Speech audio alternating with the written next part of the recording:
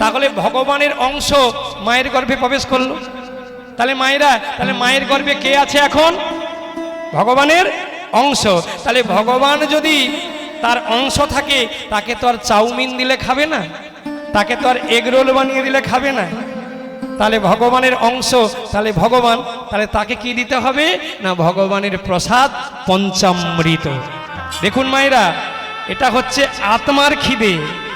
এই দেহটার খিদে যেমন চাউমিন এগরোল বিভিন্ন রকম দিচ্ছি, বদনদার দিয়ে চলে যাচ্ছে, আহার হয়ে যাচ্ছে, কিন্তু চৈতন্য আত্মা যে প্রবেশ করলো, সেই আত্মার খিদেটা কি?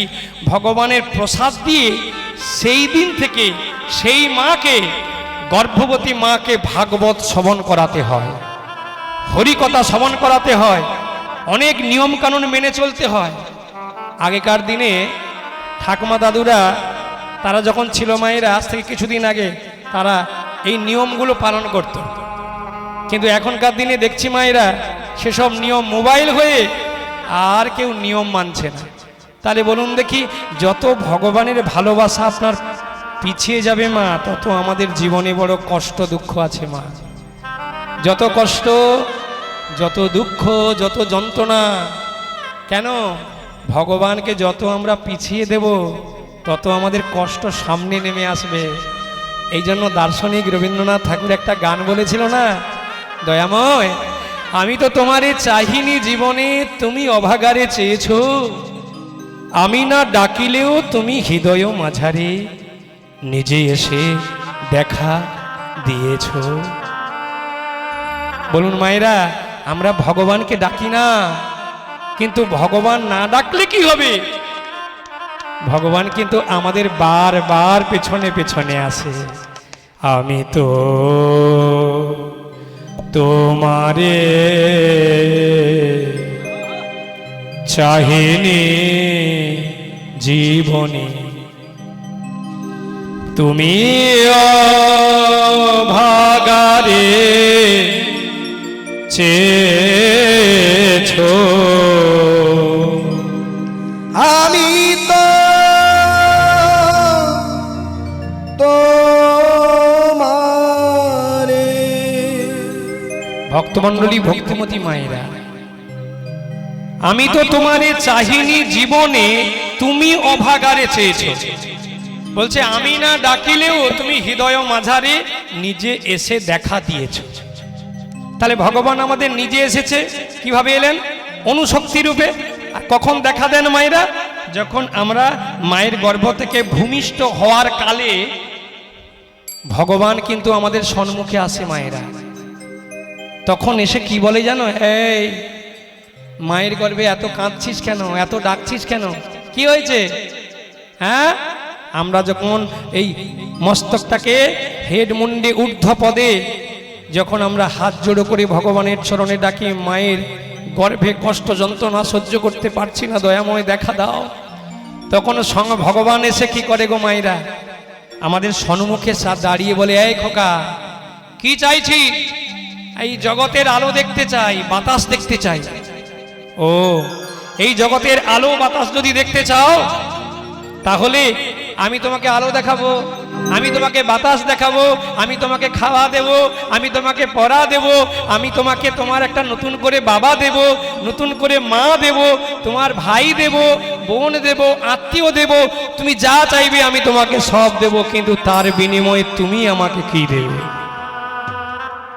কি গো মায়েরা, তখন আমরা কথা দিয়েছিলাম, হে দয়াময়, ওই আলোর জগতে গিয়ে যা কিছু করি না কেন আগে তোমাকে সমর্পণ করব।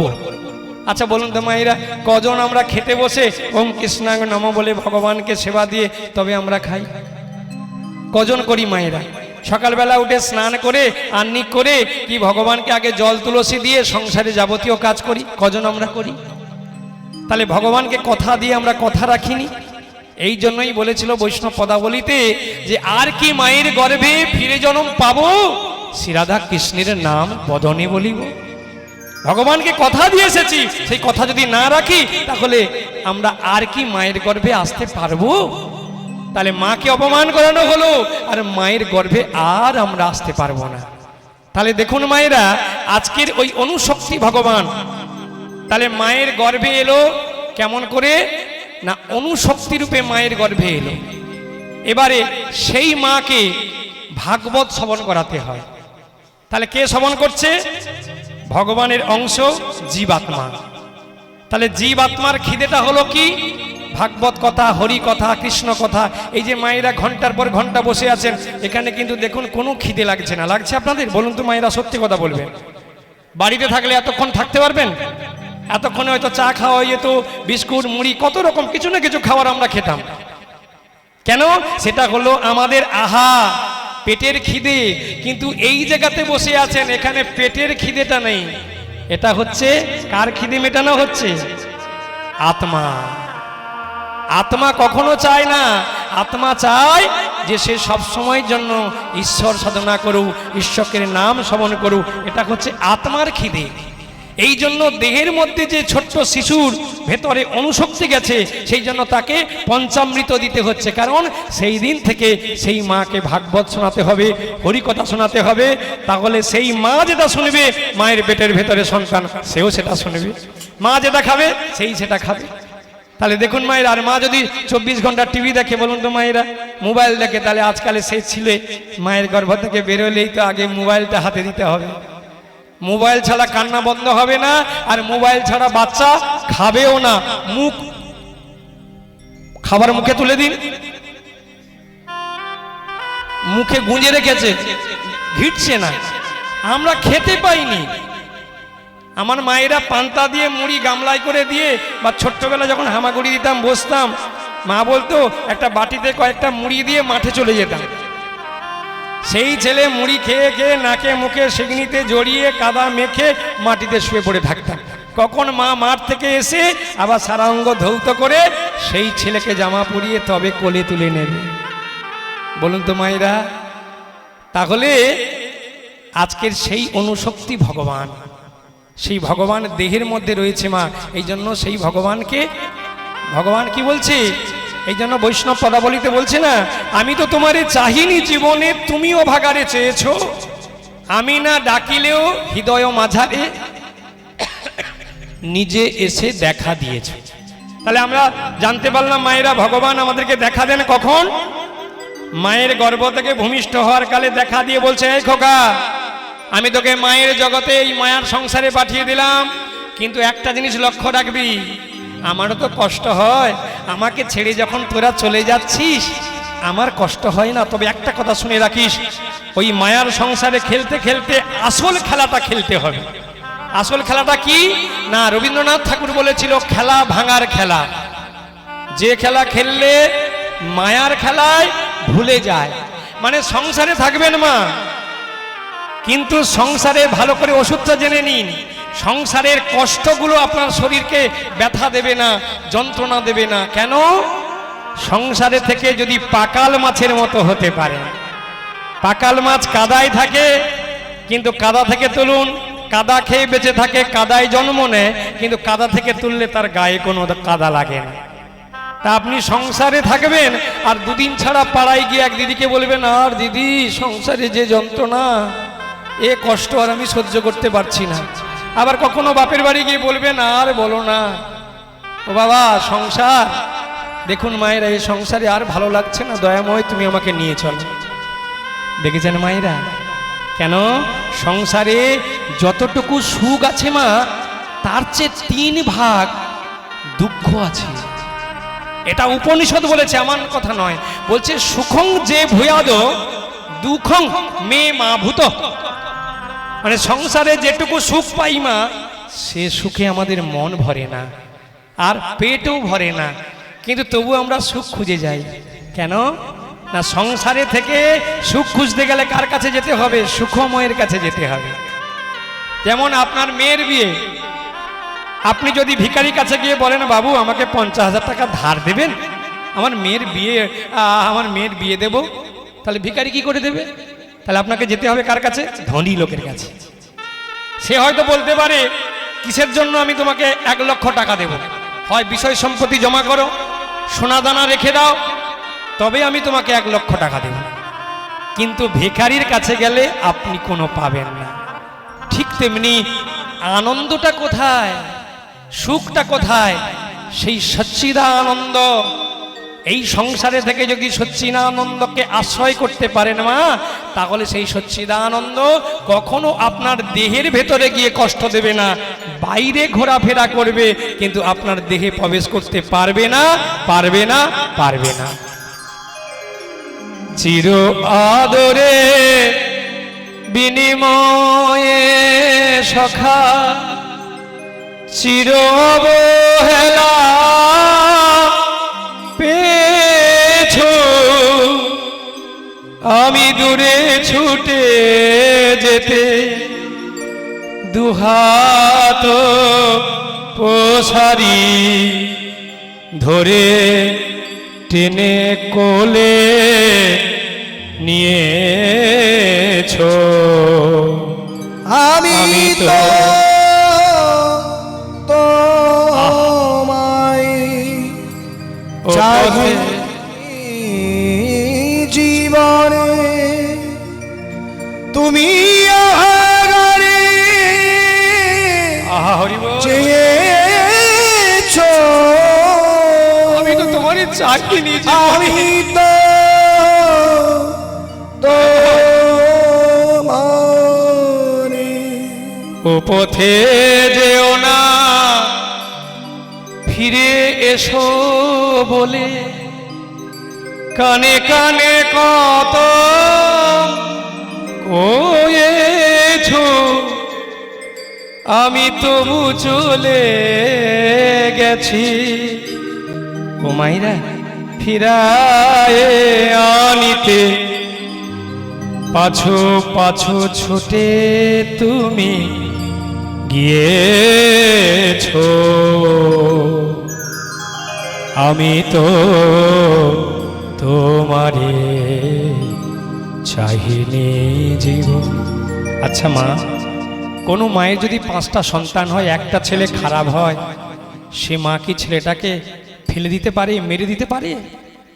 সে বারবার বলে, ওরে খোকা, তোর 4 ভাই কত ভালো, তুই এত খারাপ কেন, এত মদ খাস কেন, এত রাস্তাঘাটে পড়ে থাকিস কেন, দেখ তোর দাদাদের কত সম্মান।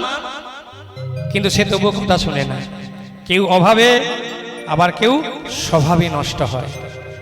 তাই বলছে, ও পথে যেও না, ফিরে এসো বলে কানে কানে কত কয়েছো, তবু চলে গেছি ফিরায়ে আনিতে।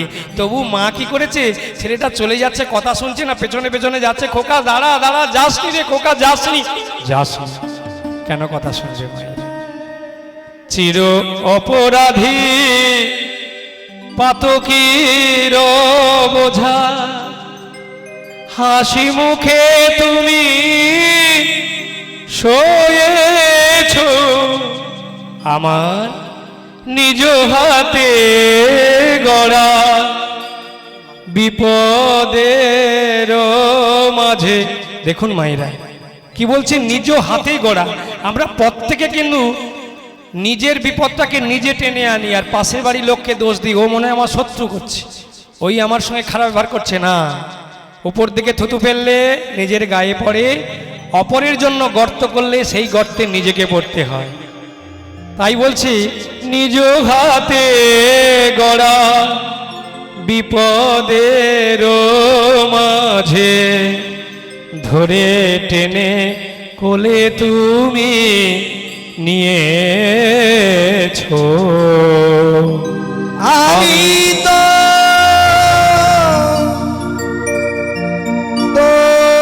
তোমারে। ভক্তমণ্ডলী, ভক্তিমতী মায়েরা, তাহলে ভগবানকে আমরা না চাইলে কি হবে? ভগবান আমাদের বারবার চান। ভগবান জানে এরা বোকা, এরা আজকের বোঝে না, কাল বোঝে না, কিন্তু একদিন না একদিন এরা বুঝবে। সেদিন তখন দাঁত থাকলে এরা দাঁতের মর্ম বোঝে না, যেদিন আমাদের দাঁত চলে যায় সেদিন আমরা ভাবি, আগে যদি জানতাম তাহলে দাঁতটাকে সোনা দিয়ে বাঁধিয়ে রাখতাম। ঠিক তেমনি মায়েরা, আজকের ওই যে ছোট্ট শিশু মায়ের গর্ভে এসেছে, তাহলে ভগবান হলো পূর্ণ শক্তিমান আর জীব হলো অনুশক্তিমান। ওই ছোট্ট শক্তি ভগবান আজকের জীবের মধ্যে প্রবেশ করেছে। আর সেই সুদেবী যখন আস্তে আস্তে গর্ভ সঞ্চার হলো, 6-7 গত হলো, অষ্টম মাস, নবম মাসেতে সুদেবী গড়াগড়ি যান। 10 মাসের 10 দিন পূরণ হইল,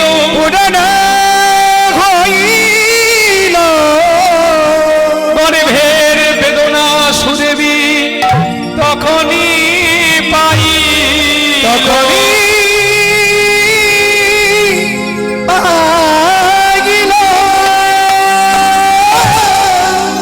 ভক্তমণ্ডলী, ভক্তিমতী মায়েরা গর্ভ যন্ত্রণায় ছটফট করছে। দয়াময়, কি যন্ত্রণা, কি কষ্ট।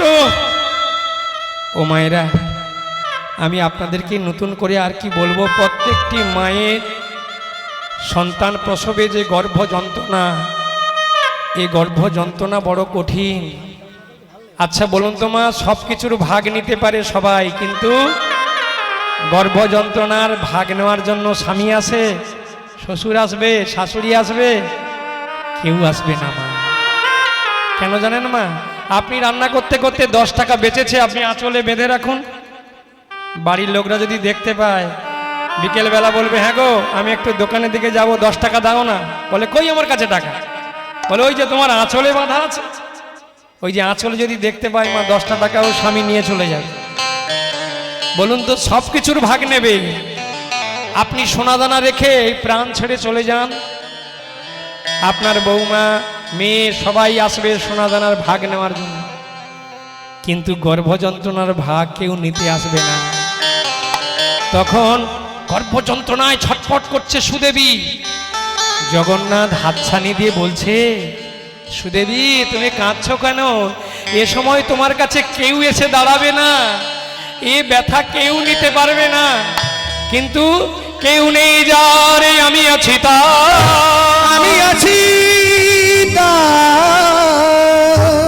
আমি আছি যার, ভয় কি রে তার, ভয় কি রে তার, কেউ নেই যার, আমি আছি তার, আমি আছি যার, ভয় কি রে তার। কোনো ভয় নেই সুদেবী, আমি তোমাকে আশীর্বাদ করছি। শোনো সুদেবী, তোমার মনের বাসনা পূর্ণ হবে। সুদেবী 12 বছর বিবাহিত জীবন কেটে গেল, আজকে সুদেবী গর্ভ ব্যথা যন্ত্রণা হতে হতে একটি ফুটফুটে সন্তান ভূমিষ্ঠ হলেন। আর যখনই সন্তানটি ভূমিষ্ঠ হয়েছে গো মা, ও গো কুবের ভূমিষ্ঠ কালে জানি দেবগণ, কুবের ভূমিষ্ঠ কাল জানি দেবগণ, স্বর্গ হইতে পুষ্পবৃষ্টি কইল বরিশন, ওই না স্বর্গ হইতে পুষ্পবৃষ্টি করিল দেবীগণ, সে যে স্বর্গ হইতে পুষ্পবৃষ্টি কইল বরিশন, স্বর্গ হইতে পুষ্পবৃষ্টি করিল বরিশন, সে যে বরিশনে কইল যে, কইল যে, সে যে বরিশনে কইল যে, কইল যে, বলে স্বর্গ হইতে দেবগণ বরিশনে কইল যে, স্বর্গ হইতে বরিশনে কইল যে, গো স্বর্গ হইতে দেবগণ বরিশনে কইল যে, স্বর্গ হইতে দেবগণ বরিশনে কইল যে, বলি স্বর্গ হইতে পুষ্পবৃষ্টি হইল বরিশন। উলুধ্বনি মায়ের উলুধ্বনি, হরি বল হরি বল। বরিশন, স্বর্গ হইতে পুষ্পবৃষ্টি কইল বরিশন, স্বর্গ হইতে পুষ্পবৃষ্টি কইল বরিশন।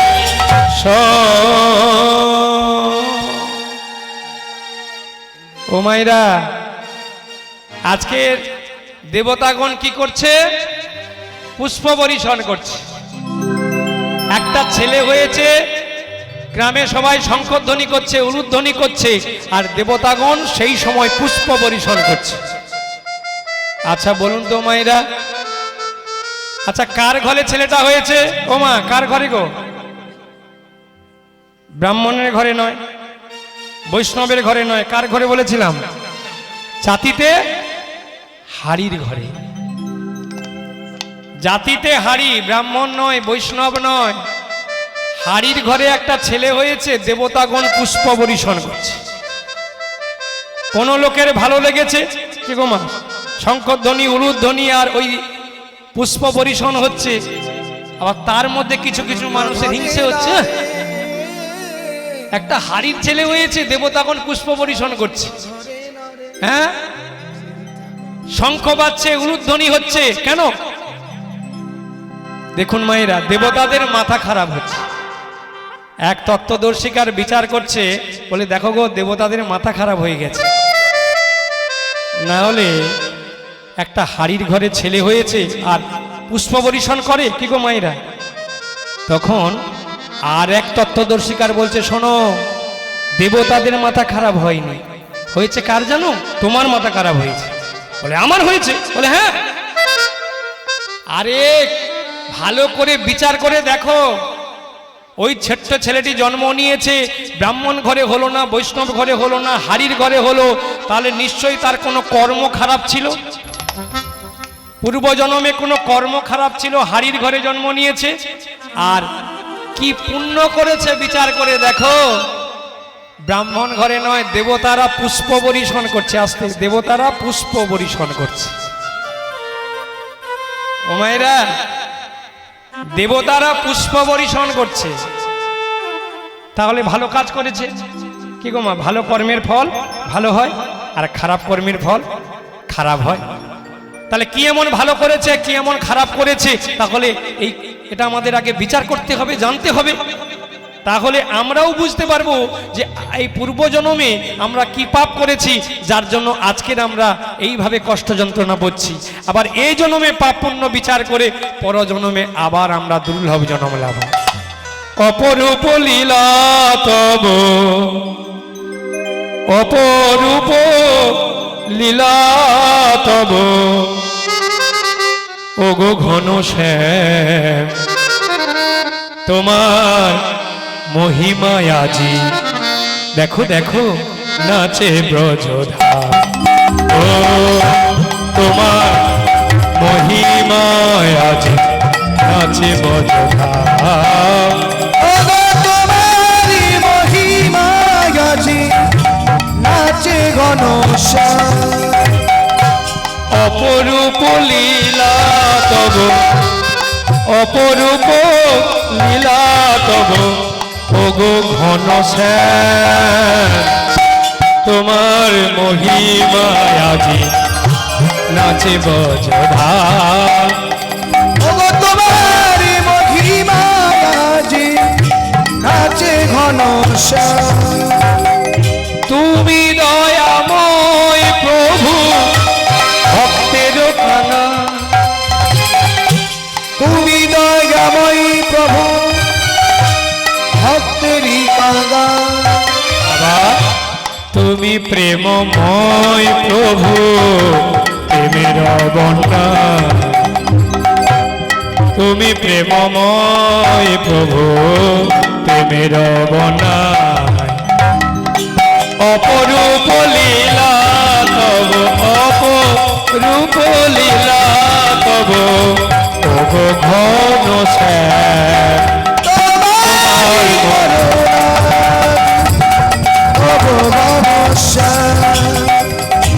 তোমারি করুণা আজি ওগো ঘনশ্যাম। বোবা মুখে ভাষা দিলে অন্ধকে আলো। দয়াময়, বোবা মুখে ভাষা দিলে অন্ধকে আলো, ব্যথিতের ব্যথায় তুমি সুখ বাণী ঢালো। বোবা মুখে ভাষা দিলে দয়াময় অন্ধকে আলো, ব্যথিতের ব্যথায় তুমি সুখবাণী ঢালো।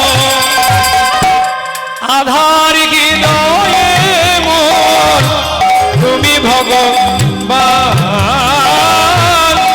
আধার হৃদয়ে মোর তুমি আধার হৃদয়ে মোর তুমি ভগবান। আধারি হৃদয়ে তুমি ভগবান। তোমার মহিমায় আজি নাচে ব্রজধাম, তোমার মহিমায় আজি নাচে ব্রজধাম।